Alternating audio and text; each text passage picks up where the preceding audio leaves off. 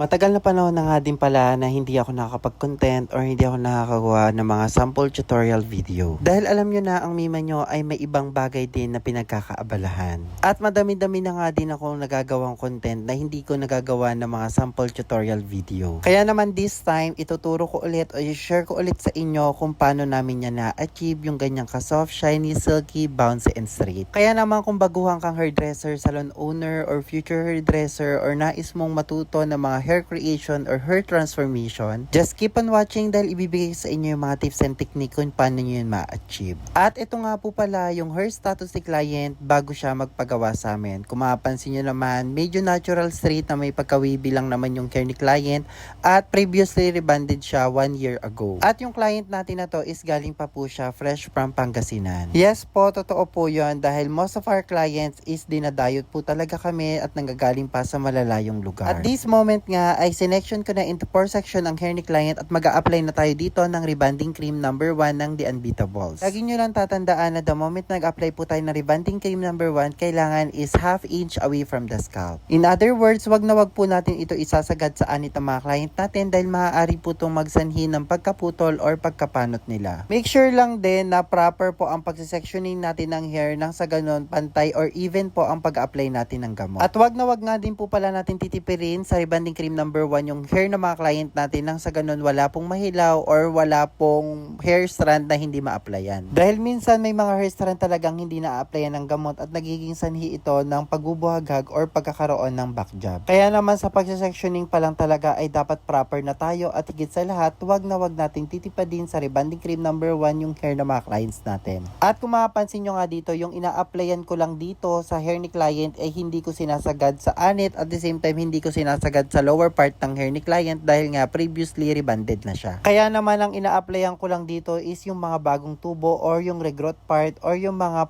5 to 6 or 7 inches na hair. Which is, ayun po yung mga bagong tubo na hair na kung saan, ayun lang po yung kailangan natin ayusin or yung proper ang pag-a-apply. Basta sundan nyo lang naman yung proper section or proper application kung paano ako nag-a-apply and for sure makukuha nyo din naman po kung paano ko yan nagagawa. Dahil ako sa mga tutorial video ko, sinishare ko din talaga sa inyo yung mga ginagawa ko or yung mga tips and technique na kung saan maaari nyo maging guide kung paano po kayo makapag-rebond ng maayos. At yung mga sinasabi ko naman sa inyo or yung mga sinishare ko is based on my own experience or knowledge. Kaya naman, through this video, magaguide ko talaga kayo kung paano nyo maayos or mapaganda yung mga hair creation nyo or hair transformation na gagawin nyo. Dahil ako, bago naman ako naging matuto or bago ako naging magaling or mahusay sa larangan ng pagbubuhok, madaming failures din talaga akong pinagdaanan. Kaya naman kung na-experience nyo yun or disappointed kayo sa mga hair creation or hair transformation na ginagawa nyo, don't worry, there's always a room for improvement. More practice, more learning or lesson to be applied. At this moment nga, 1 hour ko nga palang nababad yung hair ni client dyan. At this time is nagre-reapplication na ako ng gamot. So ang purpose po ng reapplication natin to make it sure na lahat ng hair strand ni client is ma-applyan natin ng gamot evenly. Kasi during first application talaga, may mga hair strand talaga tayo nakakaligtaan dyan. Ay mga hair strand talaga nakakaligtas or naiipit or napapalaman sa mga buhok ng mga client natin. Kaya sa ganun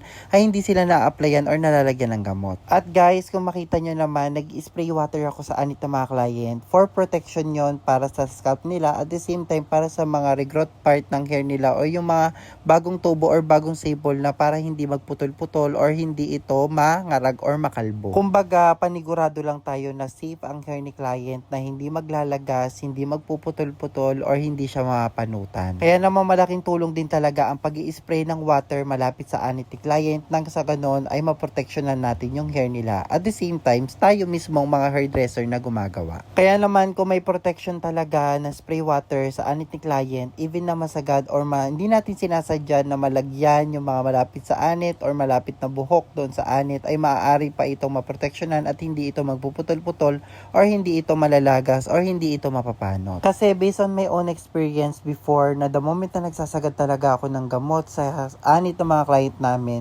ay minsan talaga parang natutupi yung hair ni client or para talaga siyang namamatay minsan. Kaya mas maganda o mag-spray water tayo anit ng mga client natin. Kaya na lang din naman ang ginagawa ko sa video. I-follow nyo na lang yung mga sample creation ko or mga tips or mga technique or mga procedure na ginagawa ko. For sure, ma-achieve nyo din yung ganong kagandang hair. Dahil ako, lahat naman ng mga tips and technique ko or mga strategy ko sa paggagawa ng buhok ay sinishare ko at hindi ko pinagdadamot as a hairdresser. Dahil ako before, bago pa ako matuto or bago pa ako maging mahusay, sinata ko na sa sarili ko na the moment na may natutunan akong maganda at ma-share ko sa mga kapwa ko hairdresser ay hindi ko ito ipagdadamot. Kaya na lang na mga ginagamit kong rebonding cream sa hair ng mga client namin. So the Unbeatables rebonding cream po ang gamit ko sa kanya at ayan po ay yung in-apply ko sa hair ng mga clients namin. At nagbababad nga po pala kami usually sa hair ng mga client namin ay umaabot po kami ng 2 to 3 hours at minsan inaabot kami ng 2 to 3 times na reapplication. After ko nga pala mababad ng 2.5 hours ang hair ni client, nag-proceed na kami sa pagbabanlaw at ito ay binlow dry ko na. At after natin mag-blow dry ay magpuproceed naman po tayo sa pag-hair ironing or pagpaplansya. Sinection ko na nga din pala into 4 section yung hair ni client at this time ay nag-hair ironing na ako or nagpaplansya na ako. At sa paggamit nga po pala ng tamang heat temperature, nakadepende po ito palagi sa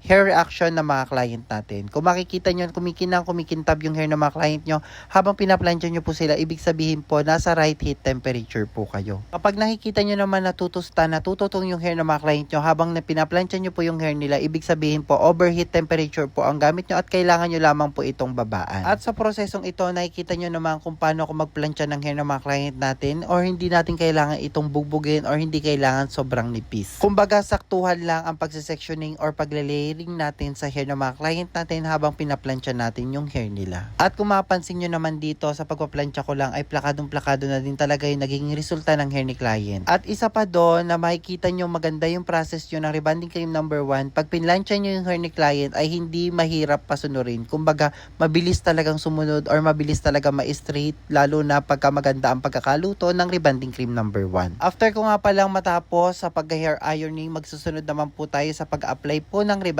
cream number 2. At ito naman po yung proseso ko kung paano ko nag-a-apply ng rebonding cream number 2. Para sa mga baguhan at para sa mga hindi pa alam yung prosesong to, kung ano yung ginagawa ko sa hair ni client, for sure matututunan nyo yan or magagamit nyo tong strategy na gato. Ito yung strategy na kung saan hindi magbubuhol-buhol or magdidikit-dikit yung hair ng mga client nyo during the process ng application ng rebonding cream number 2. Kailangan mag-apply muna kayo sa pinaka-regrowth part ng hair nila or sa pre-application po yung tinatawag natin or sa pinakaunang part ng hair nila. Kumbaga ganyan muna yung ginagawa ko. Sinection ko into 4 section tapos naglagay ako ng pre-application sa pinaka-rootings or malapit sa anit nila at ganyan ginaganyan ko muna. Nang sa ganon, pag nag-section tayo, hindi tayo mahihirapan. At dito nga isa-section ko yan layer by layer. So after natin maglagay ng pre-application sa malapit sa anit, ayan, isi-section natin yan ng ganyan, kagaya niyan, panoodin nyo yung video ha, hindi nyo muna kagad a-applyan lahat.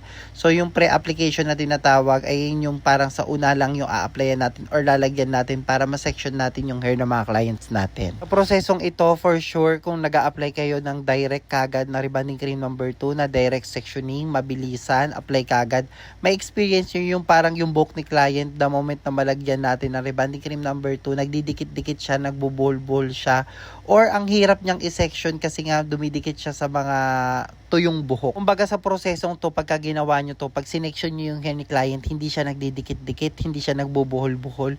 Kumbaga dire-diretso yung proseso nyo, hindi na kayo maghihirapan magkalas or mag-ayos ng mga buhok na nagbuhol-buhol or nagdikit-dikit. At sana naman naiintindihan nyo yung mga tutorial na sinasabi ko or yung mga tips and technique or strategy na mga sinasabi ko, ay sana yung nasa sa puso at sa isip nyo. Sana naman maghalimit nyo din ito sa mga future clients nyo nang sa ganun ay maging plakado ang proseso ng paggawa ninyo. And I hope na sana sa prosesong ito at sa tutorial video nito at sa pagbo-voice over ko nito may natutunan kayong aral or may natutunan kayong tips or technique. Hindi ko napakita sa inyo kung paano ko in-applyan ng buhok ni client. Basta na-applyan ko lang o binaba ko lang din yung rebonding cream number 2 sa lower part ng hair niya at binabad ko lang ng 45 minutes up to 1 hour. After 45 minutes to 1 hour, nag-proceed na kami sa pagbabanlaw. After banlaw, blow dry na tayo. Pasensya na sa mga ibang part kasi hindi ko na lahat napapakita kasi nga ang mga bakla ay busy din. Hindi lahat nakakapag-film. At the same time, minsan nalolobot ang phone kaya hindi nakakapag-take ng video. Basta ito na yung naging resulta after ko siya ma-applyan na rebonding cream number 2. After namin 100% blow dry, kung mapapansin nyo naman, bagsak, straight, planchado, Mukhang planchado pero after pa lang ng blow dry yan ng rebonding cream number 2. At this moment nga, gagamit na tayo ng The Unbeatables Brazilian. So ayan po yung ginagamit mo daming treatment or Brazilian treatment sa hair ng mga client namin.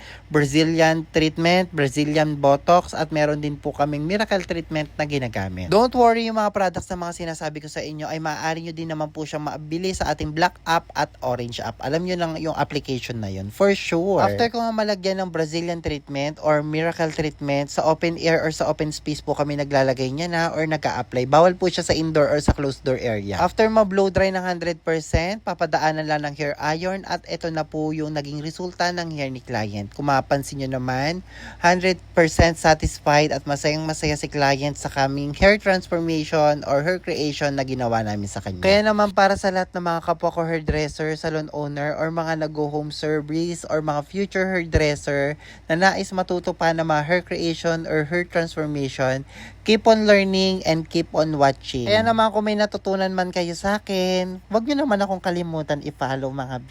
Thank you so much for watching and see you on my next vlog. Bye-bye!